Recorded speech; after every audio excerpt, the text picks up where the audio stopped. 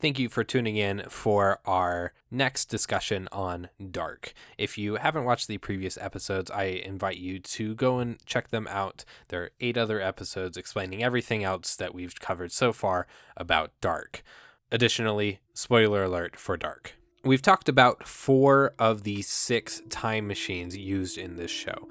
And the second to last one is the last one that is used in the Adam and Eve realities, as well as kind of the central force of power behind all of the previous devices. And that device is the God particle. The particle was created by the Unknown in 1986 at the Winden power plant, and it takes the form of a chaotic amorphous black blob. Upon being charged with electrical energy, the God particle becomes a perfect sphere in which one can step into and travel through time. When the passage is not active, this is the primary source of transportation for the members of both Adam and Eve's groups. Presumably, the particle will transport the user to any point in time and space, not to another reality, but anywhere in time and space, which allows Jonas to travel to the day before his father died, rather than following the same 33-year cycle. This has similarities with the passage, as they are both wormholes that one can step into and transport themselves to another time, but the passage can't transport you in space, it can only transport you in time. So as I mentioned in the beginning, the God particle is kind of the source of all of the power behind the other devices. And this is because the particle is made out of the cesium that is used to fuel the other apparatuses.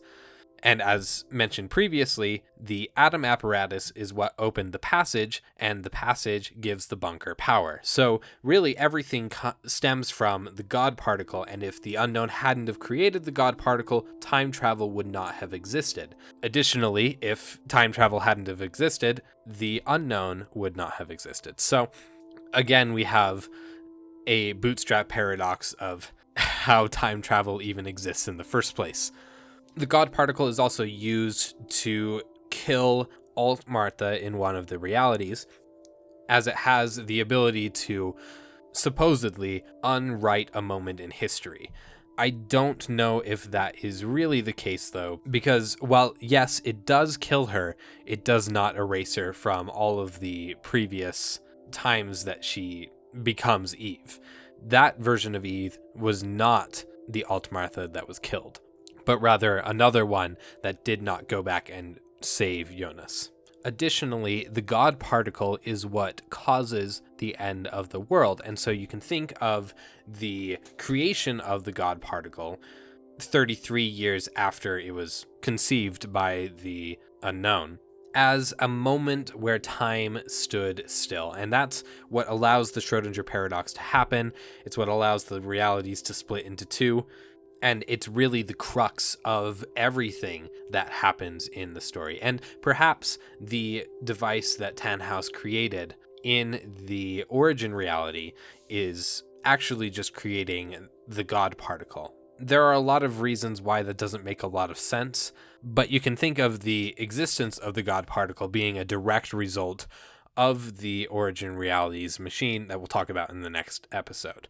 As always, thank you for listening, and tune in for the next episode where we will conclude our talk about the time machines used in Dark.